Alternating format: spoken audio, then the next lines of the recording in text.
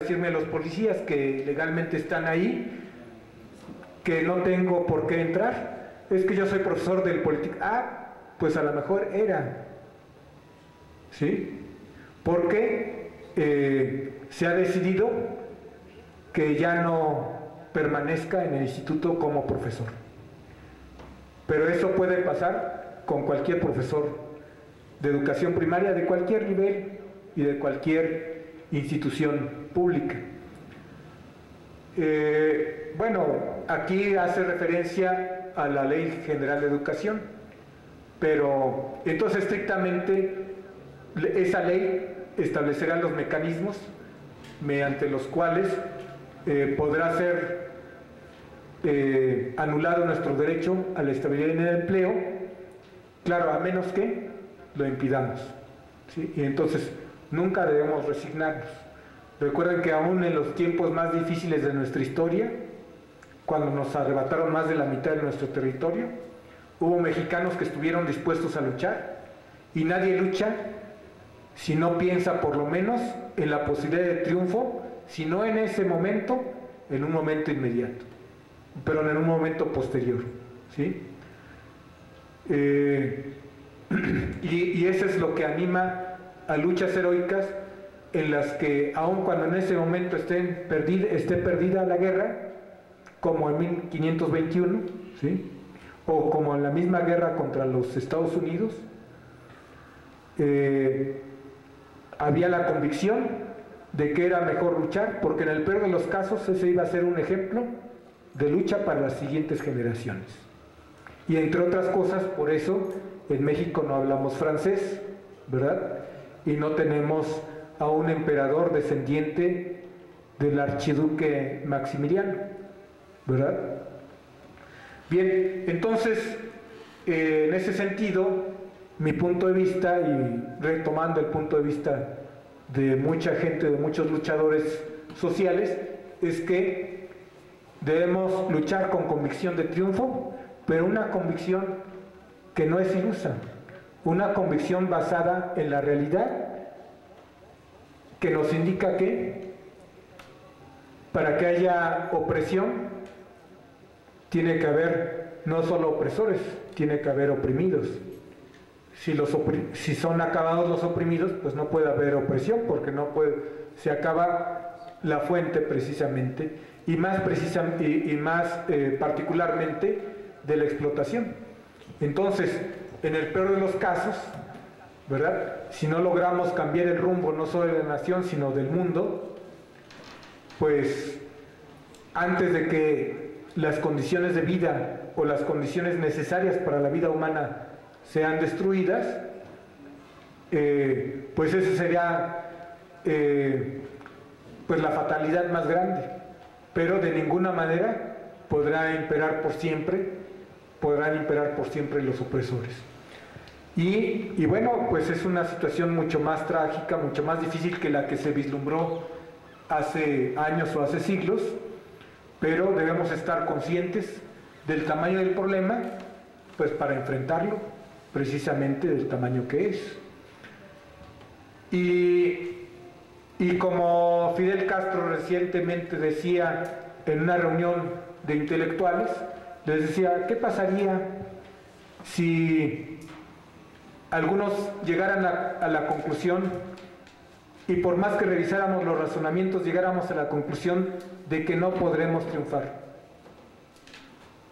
Y entonces los intelectuales se quedaron pensando, y por cierto muchos intelectuales son proclives a la depresión, ¿no?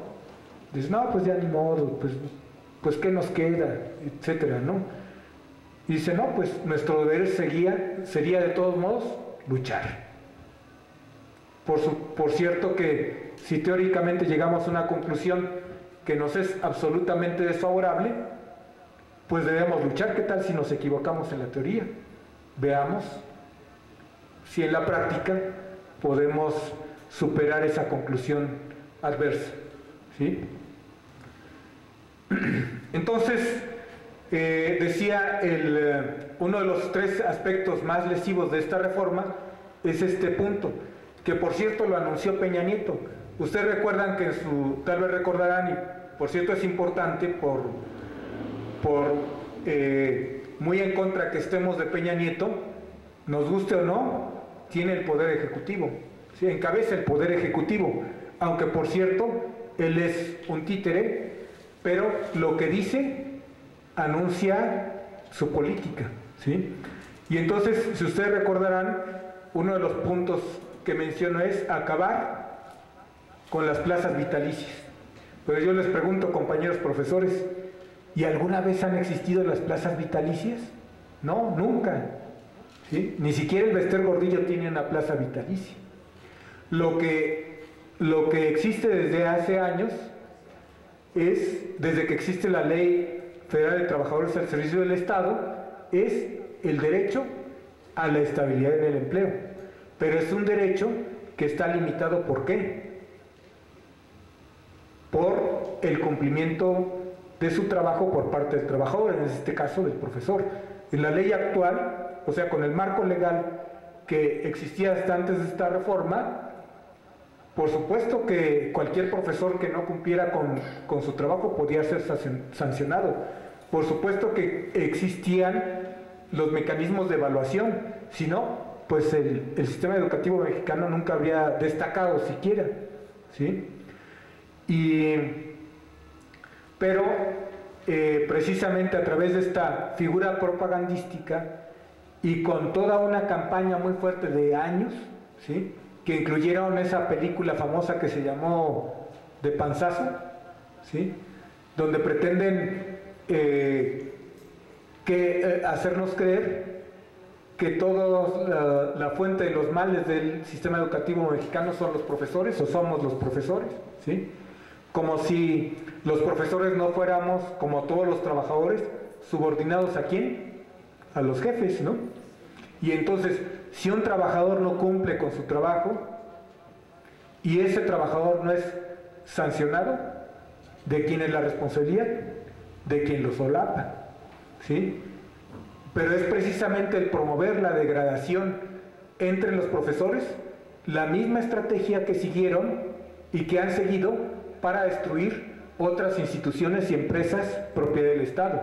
Eso es lo que hicieron en Teléfonos de México, es lo que hicieron en el Seguro Social, eso es lo que han hecho incluso en Luz y Fuerza, ya no se diga Ferrocarriles, en todas las instituciones. ¿Para qué?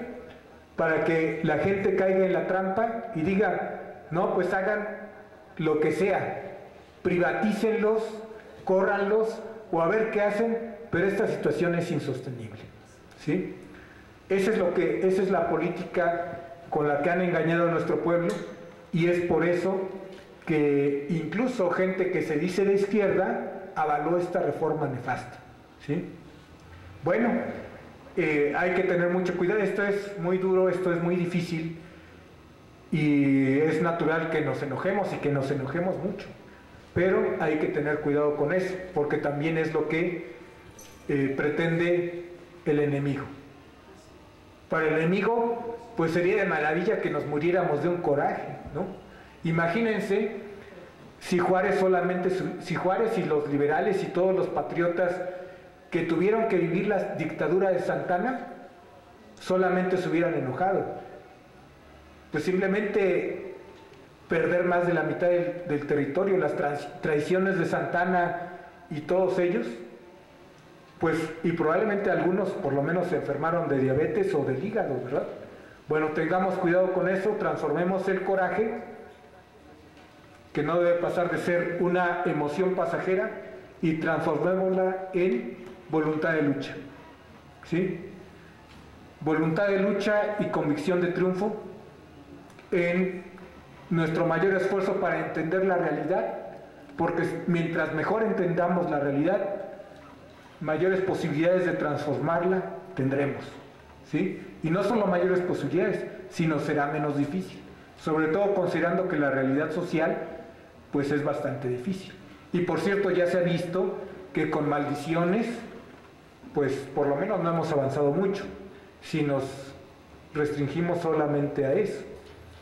Lo que ha sido más eficaz ha sido la movilización, que además es la estrategia que, digamos, la CENTE, la Coordinadora Nacional de Trabajadores de la Educación, sintetiza en términos de que la estrategia que plantea, la estrategia de lucha es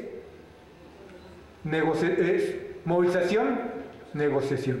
Es decir, movilizar para tratar de juntar toda la fuerza posible, y entonces con ese respaldo podemos negociar con el Estado avances. Porque si es al contrario, negociación, bueno, pues ¿qué negocias? Pues solo tu rendición, ¿sí? Y además eso se plantea como un ciclo, y después de la negociación, después de lograr avances, nos reorganizamos y nos movilizamos para alcanzar nuevos triunfos. Y si lo vemos, esa es la experiencia exitosa del pueblo de México y de todos los pueblos, de las luchas de todos los pueblos y de las luchas de los trabajadores. Entonces, decía,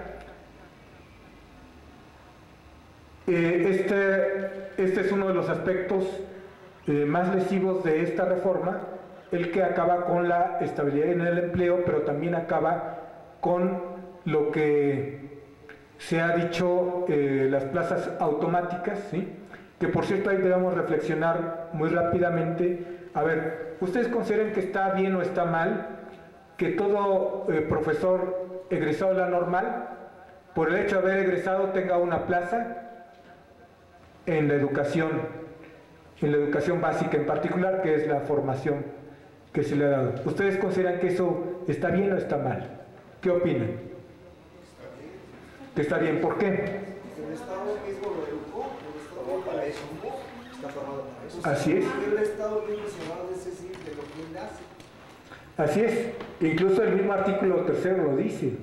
En síntesis, las escuelas normales están hechas para formar profesores que sirvan al pueblo, ¿sí? Y si las normales les dan un certificado a los egresados, quiere decir que son aptos para servir al pueblo.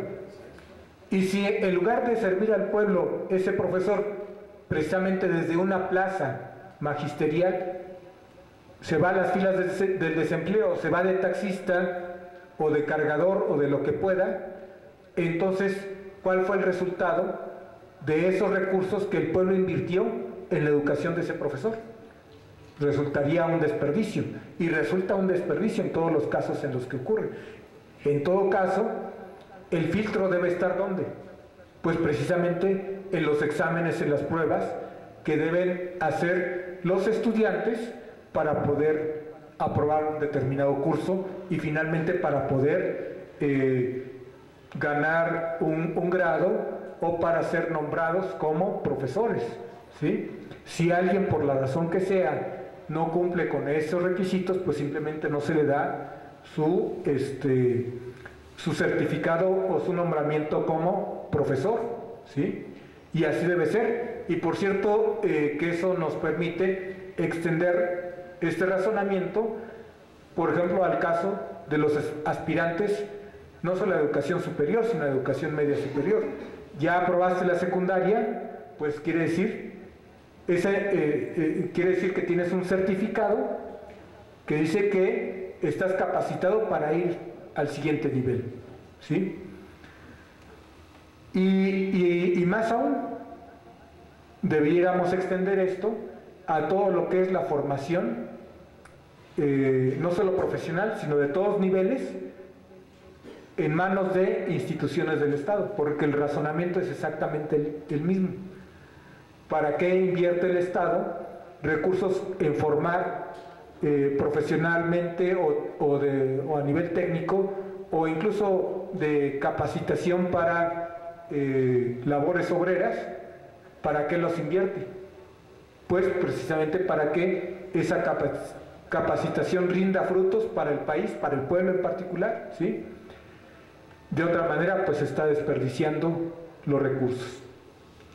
Bien, entonces, pero además es fundamental la estabilidad en el empleo para tener un sistema, en particular de los profesores, para tener un sistema educativo que realmente pueda servir al pueblo. ¿Por qué? Porque si el profesor está pensando en qué va a ser el día de mañana, si mañana ya deja de ser profesor, pues obviamente le resta posibilidades de concentrarse en su trabajo. Pero no solo eso, digamos, podríamos incluso abundar más sobre esto, pero por cierto, aquí hay que señalar que eso no significa que sean plazas vitalicias, ¿sí? Sino simplemente es estabilidad en el empleo, condicionada ¿a qué? A que se cumpla con un trabajo que está orientado por la Constitución y por las leyes que de ella emanan. Que por cierto, esa frase debemos entenderla y defenderla. Cuando dice las leyes que de ella emanan, no quiere decir cualquier ley, quiere decir las leyes que precisamente tengan como base la Constitución. De tal manera que, por ejemplo, la nueva ley del ISSSTE no emana de la Constitución, ¿sí? ¿Por qué? Porque va en contra de los intereses del pueblo. La actual Ley Federal del Trabajo tampoco, ¿sí? Y entonces, desde mi punto de vista, es muy importante estar haciendo referencia precisamente a este marco constitucional, porque vean, es la herramienta jurídica más importante que tenemos, pero es tan importante que solo es resultado o de una revolución o de un cambio de la forma del Estado, ¿sí? Entonces es por eso el máximo ordenamiento legal. Y finalmente, si no es posible cambiar, si no es posible hacer que se observe la Constitución haciendo llamados al cumplimiento de esta, pues tarde o temprano, que todo indica que será pronto, el pueblo mismo, el pueblo organizado, recuperará sus derechos, porque esa es la lógica, ¿sí? Así es como funcionan los movimientos sociales y las sociedades de manera normal. No estamos en la situación de países en los que hay una sequía generalizada y en los cuales pues sería hasta absurdo decir, pues vamos a hacer una marcha. ¿Marcha qué? ¿Para que llueva o qué? ¿No? O sea, aquí estamos viendo las grandes, o somos conscientes de las grandes riquezas de nuestro país y cómo están siendo saqueadas.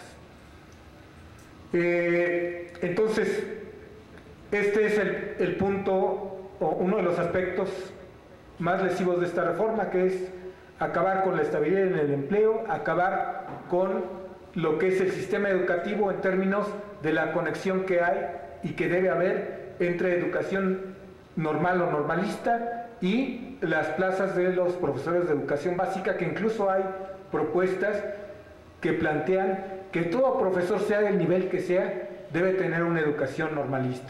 Y yo estoy de acuerdo con eso. Yo soy profesor del Politécnico, pero no recibí una educación normalista, ni siquiera una capacitación de tipo educativo, ¿sí? A pesar de que, por cierto, el reglamento del Politécnico habla de que debemos recibir un curso, pero por supuesto que un curso no es suficiente para formar profesores. Aunque por supuesto que también es mucho más crítica la formación magisterial en los niveles básicos. En el nivel superior, por supuesto que es importante, pero se parte del supuesto de que ya los estudiantes están interesados en una formación determinada. Por ejemplo, en mi caso, yo debo dar clase a estudiantes que quieren ser ingenieros en sistemas computacionales. Incluso hace 40 años se decía, los profesores del Politécnico tenían fama de actuar incluso como un filtro, como un reto a los estudiantes. Y la idea era más o menos esta: ¿Usted quiere ser ingeniero? Pues entonces tiene que demostrar que debe aprobar este curso. Y después tiene que demostrar que merece el título, ¿sí? Pero por supuesto que había otros incentivos. Hace 40 años o hace 50 años, un estudiante del Politécnico, un estudiante de la UNAM, tenía como perspectiva que, por ejemplo, ser un ingeniero, pero no un ingeniero desempleado, un ingeniero en Pemex, en Comisión Federal de Electricidad, con un salario decoroso, ¿sí? entonces yo quiero ser un ingeniero de alto nivel y quiero ser contribuir a mi país, y por eso estudio, y había internados en el caso del Politécnico, ¿sí? Entonces hago referencia a todo esto porque es muy importante que de manera concreta sepamos qué es lo que nos han arrebatado, pero por supuesto que no para lamentarnos, sino para tener muy claro qué es lo que tenemos que recuperar. Y recuperar teniendo en cuenta también que si llegamos a la conclusión de que todo eso ha sido insuficiente, de todas maneras, recuperar lo que hemos perdido es el primer paso para poder superar esas deficiencias que pudiésemos haber tenido. De cualquier manera, siempre es posible superar los niveles que se han alcanzado en otros tiempos. Bien, entonces otro de los golpes que se dan al pueblo con esta reforma es lo que tiene que ver con la llamada calidad, ¿sí? Ahora dice que la educación también será de calidad. Esto lo dicen después de que de manera sistemática durante varios sexenios, durante todos los sexenios neoliberales en particular, pero ya decía, en realidad por lo menos desde 1968, ha sido atacada la educación pública, y después de que se asfixia presupuestalmente a la educación, de que se ataca a los profesores que realmente quieren servir al pueblo y se privilegia a aquellos que son serviles, que son los menos, pero los hay, ¿sí? Después de eso, ¿qué resultado se tiene? Pues un sistema educativo deteriorado, semidestruido o casi totalmente destruido. Y entonces ahora esos mismos que han destruido la educación pública nos dicen que la educación va a ser de calidad porque ya lo pusieron en la Constitución. ¿Hay alguna base, algún fundamento racional, sensato para creer que así va a ser? Y además debemos tomar en cuenta que el término calidad es un término ajeno a la educación, ¿sí? El término, la idea de calidad tiene que ver con procesos productivos, como producir botellas, zapatos, ¿sí? Micrófonos, grabadoras, que de ninguna manera tenemos por qué desmerecer ese tipo de trabajo, pero es una labor muy distinta de la labor educativa. La labor educativa no es configurar el cerebro de los estudiantes, ¿verdad? De tal manera que pudiera equipararse al trabajo de ensamblar grabadoras en micrófonos, ¿sí? Y por supuesto tampoco podemos hablar entonces de la calidad total que está de moda y establecer controles en cada uno de los puntos de la cadena de la producción, porque no hay cadena de producción, ¿sí? Lo que hay es un proceso de interacción entre los estudiantes y el profesor o los profesores, ¿sí? De tal manera que el profesor pueda enseñar y guiar a los estudiantes en su aprendizaje. Dicho de una manera tal vez muy sintética, que es toda una discusión, ¿sí? Abordando seriamente el problema de la educación, pues es todo un tema de siglos, ¿sí? Y porque, decíamos, es un proceso que ni de lejos se puede equiparar con lo que es un ensamblaje, la escritura de algo o cualquier otra actividad similar. Y después de decir que va a ser de calidad, todos nos preguntaremos, ¿y cómo es que podrían asegurar la calidad? Y antes de que sigamos pensando, nos ponen aquí, en la reforma, la creación de un instituto de evaluación. ¿Y quién va a estar en contra de la evaluación? Nadie. El problema es que es un instituto autónomo, igual que el Banco de México o que el IFE. Y bueno, en el caso del Banco de México, alguien podría decir si ¿La autonomía del Banco de México es buena o es mala? ¿Es benéfica para el pueblo o es contraria a los intereses del pueblo? Es contraria. ¿Por qué?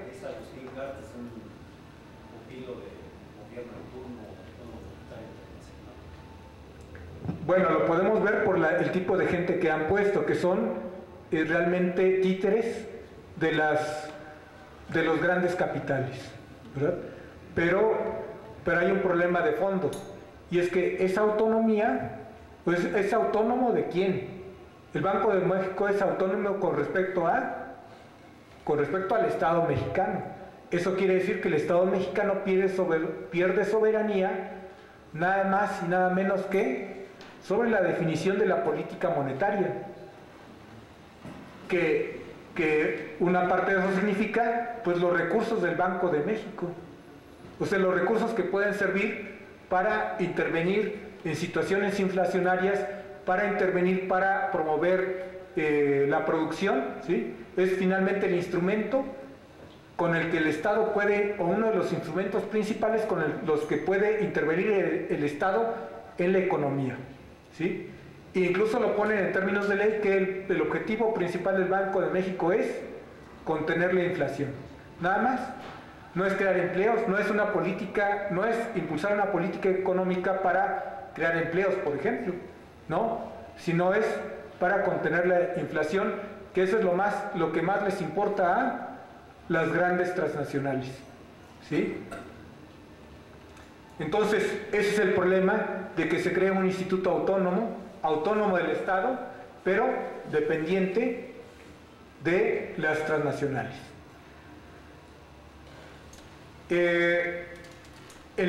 Entonces, si hay un instituto que evalúe, pues va a ser precisamente ese instituto el que diga qué está bien y qué está mal. En otras palabras, va a ser el instituto que dirija, ¿sí?, la educación. Y como está, digamos, de moda, o como es el interés de las políticas neoliberales, estas instituciones se pretende que sean de carácter transseccional, como el Banco de México. De tal manera que si se logra poner un gobierno al servicio del pueblo, pues dicen, no te metas con el Banco de México porque es autónomo. Bueno, pues vamos a cambiar al gobernador del Banco de México. Tampoco, porque dura más de 6 años. Y es el mismo carácter que le están dando a este instituto de evaluación. Entonces, pues esas son algunas de los elementos más lesivos, y si ustedes se dan cuenta, no solo en los medios, sino incluso en foros de izquierda no se dicen estas cosas, o no se dicen de esa manera. Algunos enfatizan el problema del Bester Gordillo, incluso pueden revisar artículos y dicen, esta reforma fue limitada porque no toca el Bester Gordillo. Y la pregunta es, ¿tenía que haber una reforma constitucional para tocar el Bester Gordillo? Bueno, el hecho de que el Bester Gordillo sea un instrumento de control de los trabajadores de la educación, ¿se debe a qué? A que tiene el respaldo del Estado. Se impone algo al Bester Gordillo desde el poder del Estado, que no es el único sostén, pero es el sostén más importante.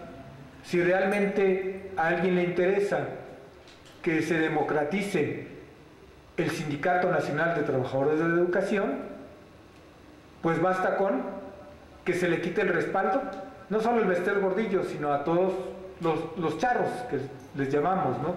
Que son todos aquellos pseudodirigentes, en realidad son pseudodirigentes impuestos, ¿sí?, falsos representantes, que impiden que el sindicato sea lo que debe ser.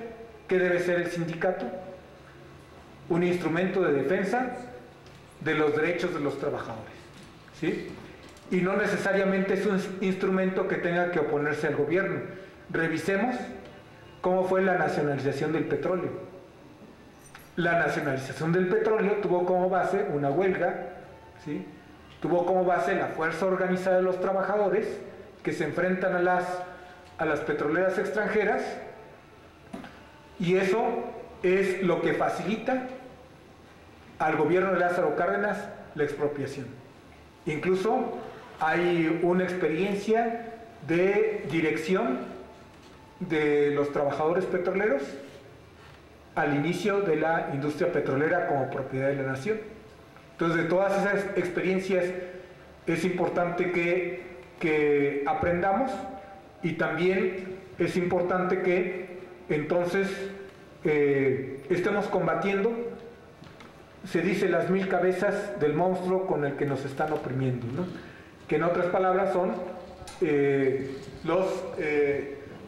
las 1000 confusiones con las que tratan de engañarnos y de despojarnos de nuestros derechos.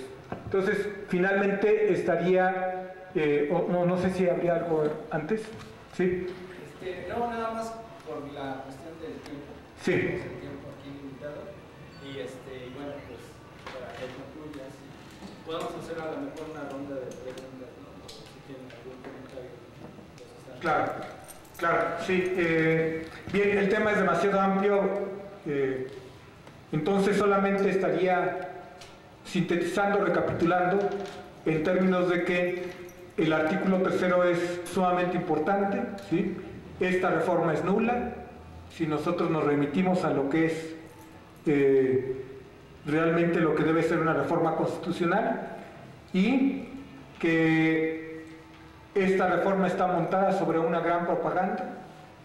Nos han engañado diciendo que, o nos pretenden engañar diciendo que es una reforma para acabar con el Bester Gordillo o con su nefasto cacicazgo, y están anulando la estabilidad en el empleo para los profesores, están introduciendo un instituto de evaluación que elimina la rectoría del Estado sobre la educación, y finalmente que lo que debemos defender no es solo el artículo 3º en los términos más favorables que se ha tenido a favor del pueblo, sino en general lo que es el derecho a la educación, considerando los grandes avances que se han logrado en muchos renglones, en educación básica, en educación superior, y que finalmente solo podremos revertir esta reforma si nos proponemos recuperar conjuntamente nuestros derechos como pueblo, porque difícilmente podremos revertir por separado la reforma educativa, la reforma energética o la reforma laboral.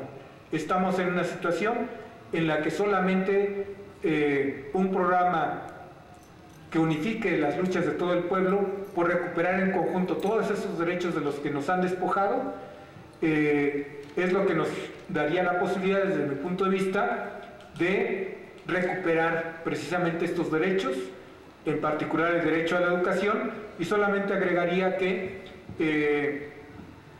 hay un elemento también muy lesivo, que es lo que le llaman autonomía de gestión para las escuelas. ¿Qué significa esto?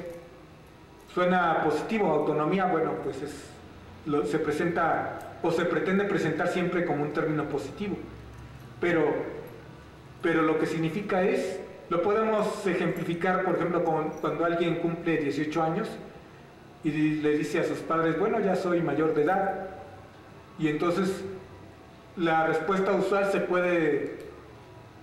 podría expresar en términos, bueno, entonces ahora ya puedes ser autónomo, sea autónomo, tendrás autonomía de gestión, ve a ver de dónde sacas los recursos, ¿sí?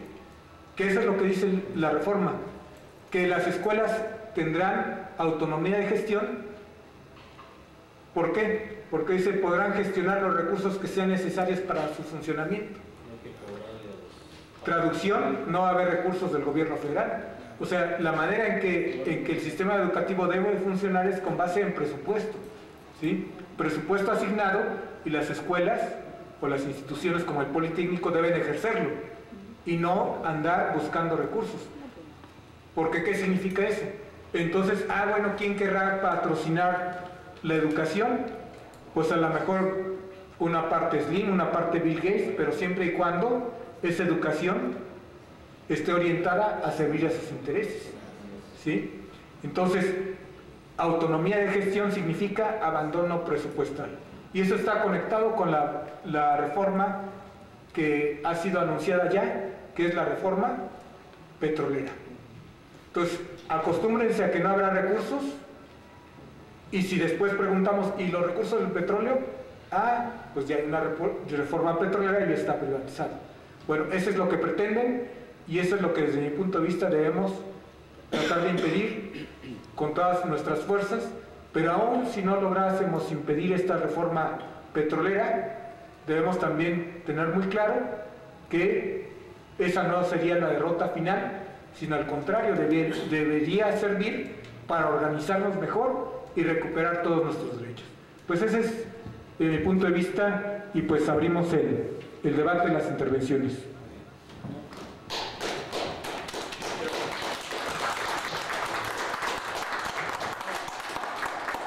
Sí, bueno, le agradecemos mucho al compañero Víctor Moreno, que bueno, pues es un compa que conocemos ya de hace algunos años y que bueno, pues se ha destacado precisamente en la lucha del magisterio y en otras luchas que ha acompañado el compañero, valga la redundancia. Pero sí nos interesaría también que ustedes pudieran participar. Si tienen alguna duda, mi esposa es maestra y tiene un terror, porque es el terror que les han metido los directivos y los sindicatos charros que tienen, de decirles que si no cumplen con la prueba los van a despedir. Tienen un terror porque hay mucha gente que tiene a lo mejor poco tiempo trabajando, y otros que tienen ya un rato más trabajando, pues ya están pidiendo prejubilación, ¿no? Por el miedo que se les está infundiendo a todos los profesores. Entonces sí es bastante fuerte la situación. Los profesores obviamente que no están informados, ¿no? Quienes a lo mejor estamos informados, pues sabemos que no se puede hacer eso, ¿no? Pero la gente que tiene un sindicato totalmente blanco, charro, pues el sindicato no les está diciendo absolutamente nada de qué es esta reforma, ¿no? Y bueno, aquí a grandes rasgos, Víctor Moreno nos está explicando cuál es la situación, ¿no? Y que, bueno, pues también como padres, o a lo mejor como, no sé, como gente que estamos trabajando en algunas organizaciones, pues nuestro deber es también divulgar esto, porque mucha gente lo ignora totalmente, la mayor parte ignora lo que está sucediendo.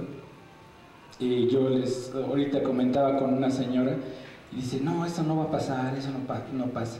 Digo, bueno, pero la ley ya está siendo aprobada en las cámaras, ya está yendo hacia las cámaras, y si se aprueba, pues ahí sí va a estar más difícil. Entonces, pero bueno, la cuestión es de que podemos estar nosotros informados, informar a la gente, como profesores, informar a los padres, ¿no?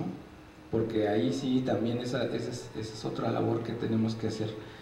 Pero bueno, si tienen algún comentario, alguna pregunta sobre esta reforma, pues si quieren hacemos una pequeña ronda y ya después que continúe el compañero. Si les paso el micrófono o así. A ver, sí, compañero. Yo tengo muchas dudas y temores porque tengo 3 hijos en la normal. Decidieron ser normalistas. Y sí tengo temor porque ¿qué va a pasar con la normal nacional? O sea, la van a cerrar, ya no van a egresar maestros, no van a tener ellos trabajo. O sea, ¿qué pasa con la normal nacional de maestros? Ok, a ver, Sí, miren, yo soy profesor frente al grupo y pertenezco al sindicato, soy representante sindical. Me llama mucho la atención la situación que venimos viviendo, no de estos días, sino de hace 6 años, cuando se arranca el proyecto de reforma educativa, en el sentido de que en las bases hay mucha apatía. Esa es una situación.